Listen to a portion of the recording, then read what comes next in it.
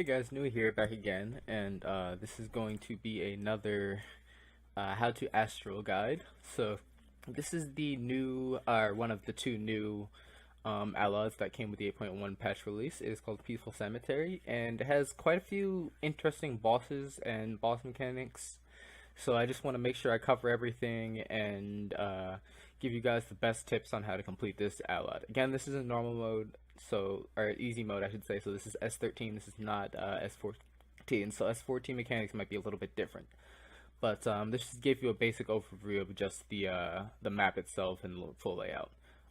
Before that though, because we're just clearing some ads here.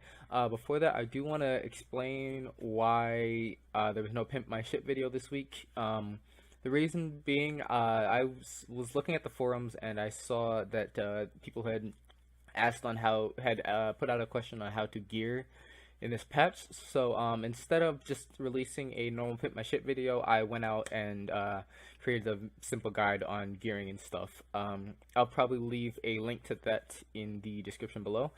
But yeah, so I just want to make sure you guys, I wanted to help out the community a little bit and some new players and make sure that they were better understanding of how to gear in this current patch. But next week I will be back to Pimp My Ship videos, so no worries about that, but that's the reason.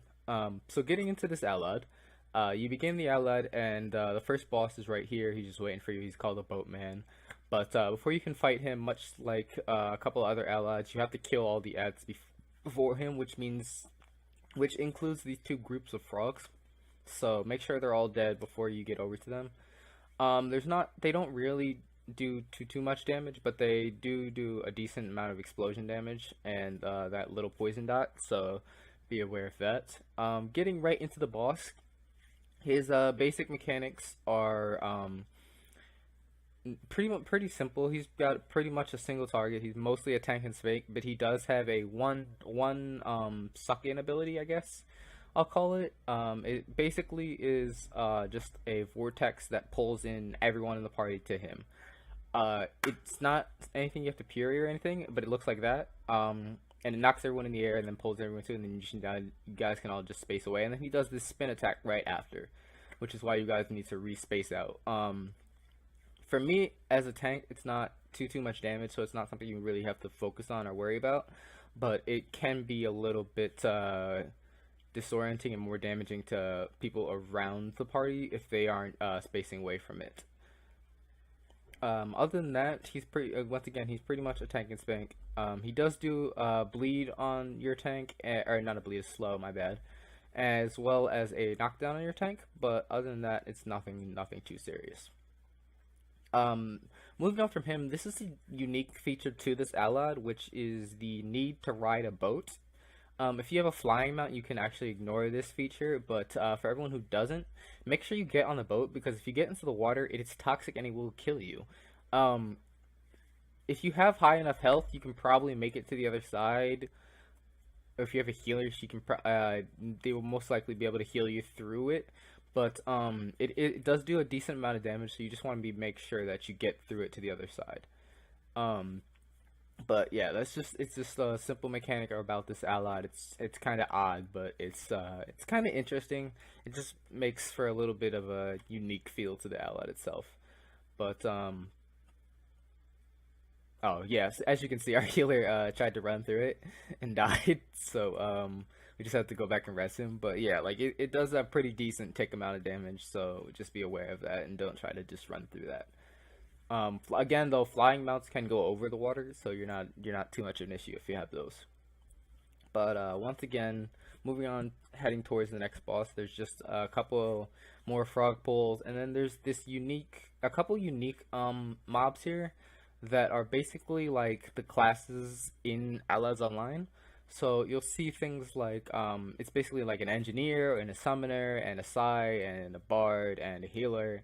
They all kind of act the same way as those classes would act in terms of how a party would work, but they can be a little bit different. The engineer is kind of untargetable.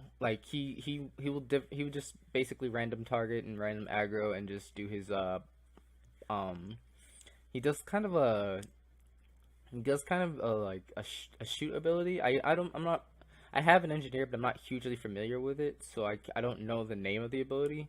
But he's a little bit difficult to maintain aggro on. I did try just taunting him, but as you can see, it will still switch between different it'll still switch between different players in your party. So it's kind of, it's not really worth trying to target about. It's just something your healer kind of needs to be aware about, because whoever he focuses can take a decent amount of damage. But that's just the engineer itself. There's also a warden here, and I'll when we get to her, I'll explain her as well. But once again, there's just another boatman part, and then you just kind of take the boat across again. Just be sure to get on the barge. I don't know the exact duration of time before the barge actually leaves, so I probably should have timed that, but I didn't think it was super important, so I'll apologize for that, guys. But but yeah, he just kind of takes you across. These cloud things, as long as you don't bother them, they don't really do anything. They're just kind of a visual effect, and they're pretty cool. But they kind of remind me of the shadows from a few raids. So I know if you're kind of new, it might seem like something that you need to take care of, but you can actually completely ignore them. Like, they won't pop up on the boss if you skip over them. But once again, this is another part of the thing. This is what's weird though. The bar for here really only reflects damage. Like, he doesn't actually do damage. He just kind of reflects damage and puts this buff on the other three. So I would definitely say focus the bard shadow first, and then like the Psy, and then the rest. The healer's shadow doesn't particularly do a huge enough amount of damage to worry about, so I wouldn't say you need to focus it. But the Psy does put that I believe it's the Psy anyways, does put a debuff on the tank, which increases the damage he takes. So just kind of be aware of that. I am running a pretty significant amount of caution and stuff, so it's pretty easy for me to survive it. Even though I might get decently low, it's still survivable, and I can still be healed up pretty well.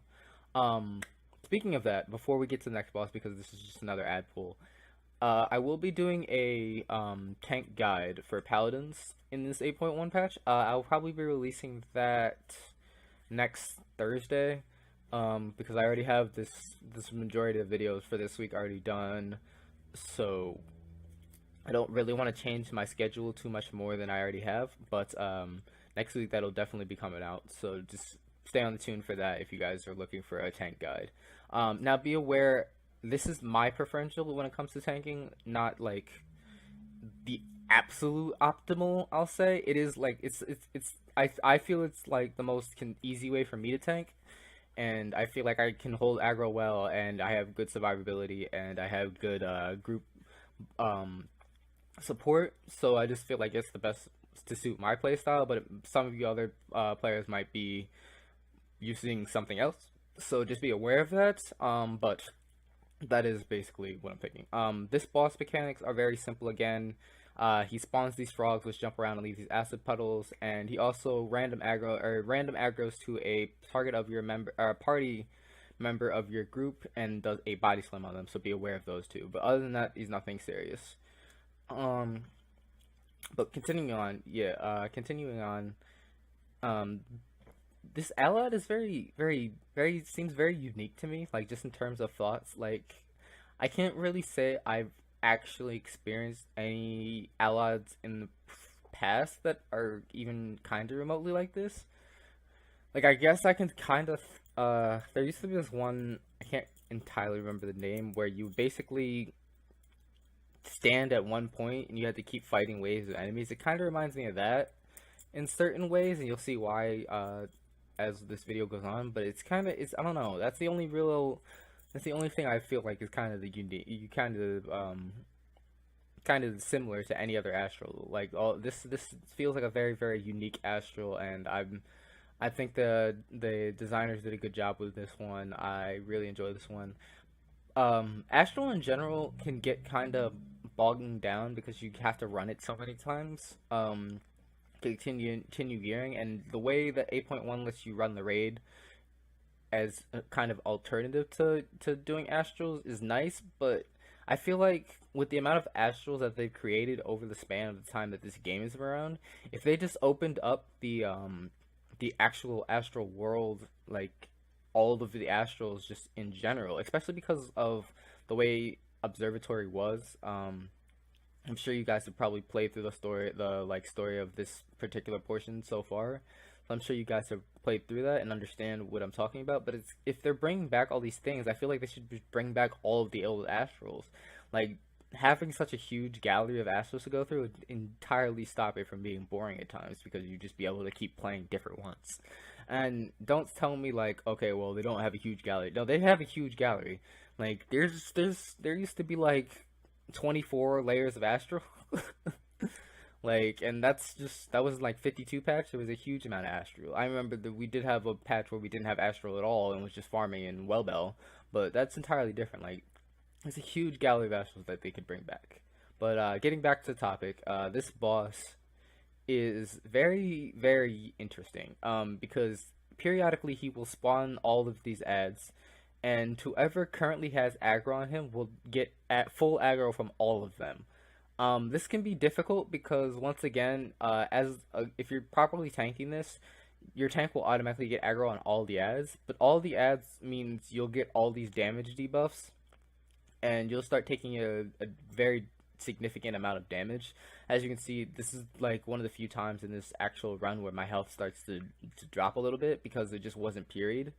It looks like incineration almost, but it's purple instead of I guess that is orange. But as you can see, I get to 5, 6, 7 stacks on this, and this is the strength of caution that I feel because I'm still able to continue tanking everything and still staying somewhat healthy. And as you can see, like because I'm holding aggro on all of the ads, no one else in my party is really taking any damage.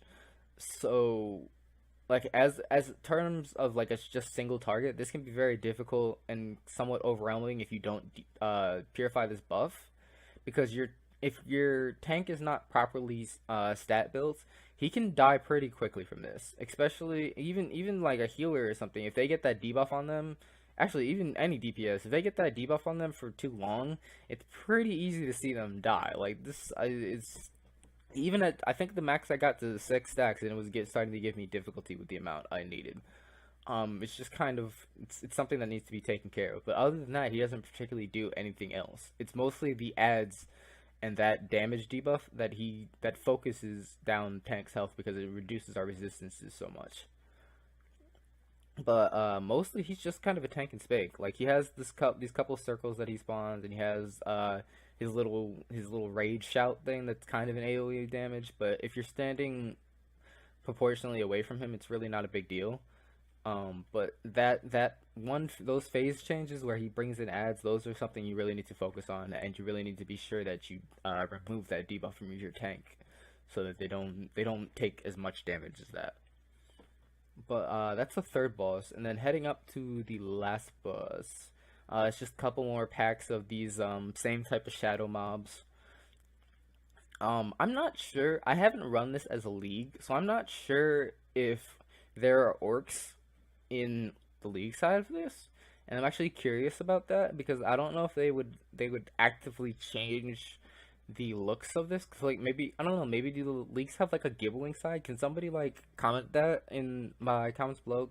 Do the leagues have a gibbling warrior and stuff instead of like an orc? Because you guys don't have orcs over there.